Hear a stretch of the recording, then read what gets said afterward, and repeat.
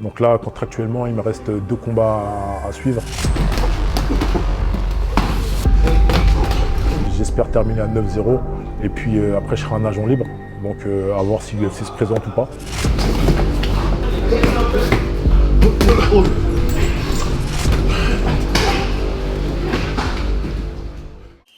Profitez dès maintenant d'une offre exceptionnelle chez Others Nutrition, moins 25% sur tout le site avec le code promo DH25. Des produits naturels qui contiennent de la protéine, des vitamines ainsi que tous les nutriments dont vous avez besoin. Le lien est dans la description de la vidéo. Bon visionnage. Salut, là on est à Düsseldorf en Allemagne, à l'UFD Gym. Donc une grosse structure en Europe et c'est la 3e fois que je me présente ici et je suis venu parce que c'est pas très loin en voiture de Paris, donc c'est 3h30 de route, 4h, donc c'est à côté. Et puis j'avais pas trop envie de prendre l'avion, donc voilà, c'est bien. Justement, tu viens ici pour préparer forcément quelque chose. Qu'est-ce que tu nous prépares? Là, je suis venu en vue de la préparation de mon prochain combat, qui sera logiquement le 17 mars. Et voilà, ça tourne bien, et c'est une grosse structure et j'aime bien. Pour revenir rapidement sur ton dernier combat qui commence un peu à remonter, ça a été une victoire large à la décision. Comment tu t'es senti sur ce combat? Sur ce combat-là, on m'a changé d'adversaire à la dernière minute. Donc j'étais plutôt confiant quand même. Le mec, il est venu en short notice. Et ça a été une victoire à la décision. J'ai pas trop forcé, j'ai fait un bon combat dans tous les aspects du MMA. J'ai réussi à dominer, donc on était satisfait. Après voilà, mon dernier combat date de juillet. Je devais combattre en décembre, mais malgré ça, j'avais eu une blessure. Et puis là, on est de retour en marche, j'espère. On se souvient que sur tes 5 premiers combats, tu as eu 5 finishes. Les 2 derniers, il n'y a pas eu de finish. Est-ce que tu as changé quelque chose? Tu prends plus ton temps ou est-ce que tu ne cherches pas forcément le chaos? Je pense que le niveau a augmenté. Ce qui fait que maintenant, je suis plus un peu dans la stratégie. Je pense que je devrais être un peu plus fougueux comme avant. Et je pense que c'est ça qui a fait que j'ai été à la décision, le côté plutôt stratégique du combat. Mais j'ai travaillé dessus et je vais revenir un peu plus fougueux. Le fait d'être fougueux aussi, ça implique aussi de prendre des risques. On l'a vu sur certains combats où c'était chaud. Ça te dérange pas de retourner dans ce côté-là? Non, ça me dérange pas plus que ça. Après, il faut juste que je sois un peu concentré sur le combat, sur le type d'adversaire. Il y a quand même une stratégie à suivre. On peut être fougueux, mais avoir une stratégie. Et là, je compte revenir un peu plus armé. Parce que 2 décisions d'affilée, ça fait réfléchir les potentiels prochains adversaires.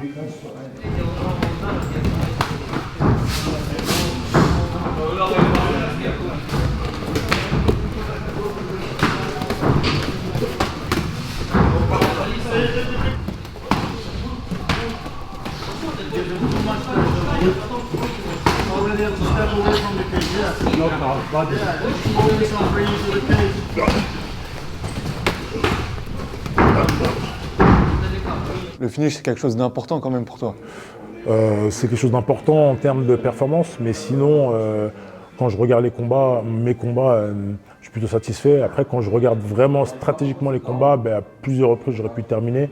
Mais c'est bien pour moi, faire les décisions, c'est bien, ça permet de prendre de l'expérience. Et moi, je reste quand même satisfait. Quand on s'est vu il y a quelques mois, on parlait un petit peu d'UFC. Il y a eu un passage où tu devais y aller, puis au final, ça ne s'est pas fait. En fait, le contrat, il n'est pas exclusif.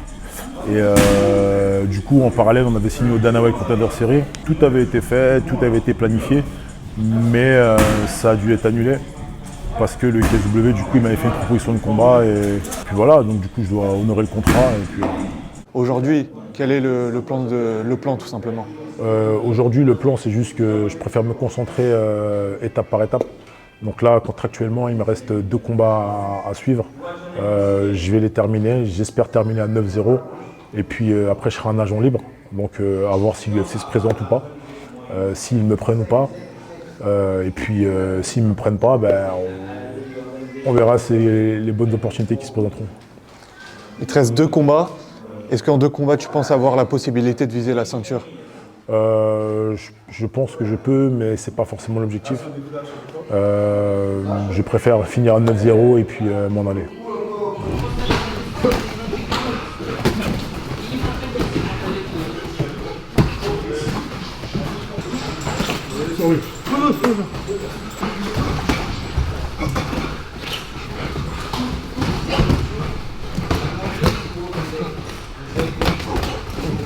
Parlons un peu de l'entraînement aujourd'hui. On a vu MMA, sparring, tu as tourné notamment avec Abous Magomedov.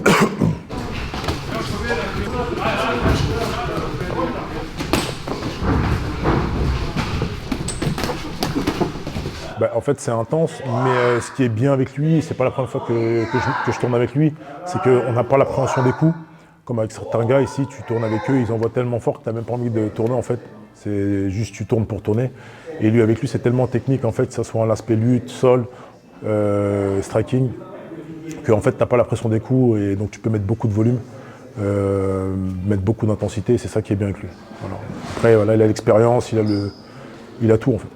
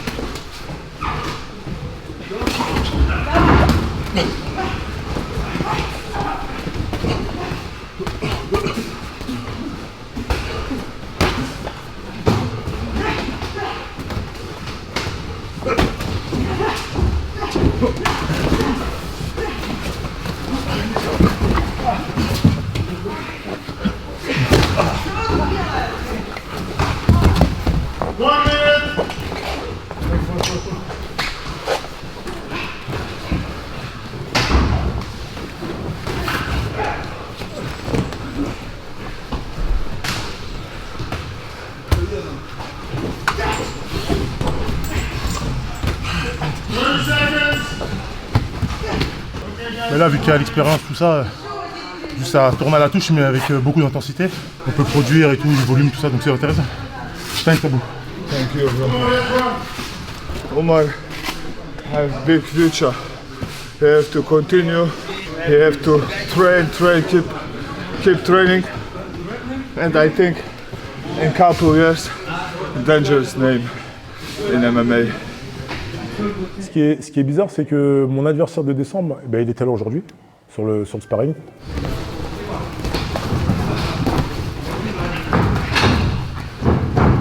Donc on a pu échanger. Après voilà, je me suis donné à 50% pour pas tout dévoiler.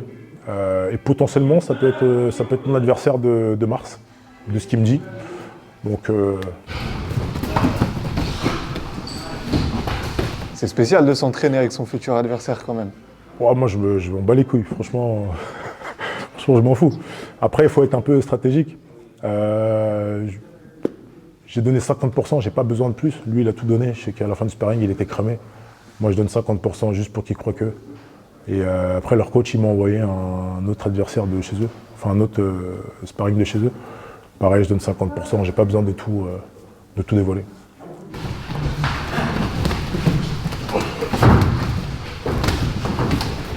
On a vu passer l'information comme quoi tu serais potentiellement de retour sur Arès pour l'édition de mai.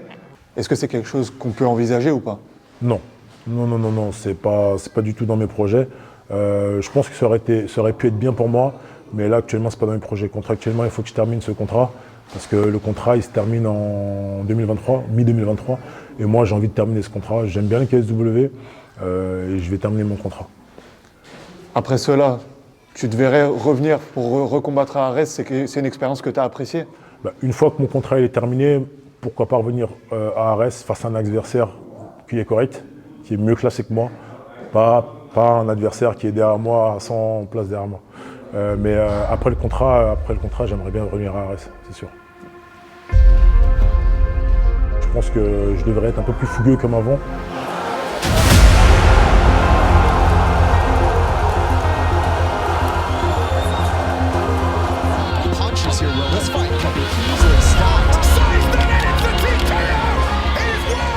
travailler dessus et je vais revenir un peu plus soudé.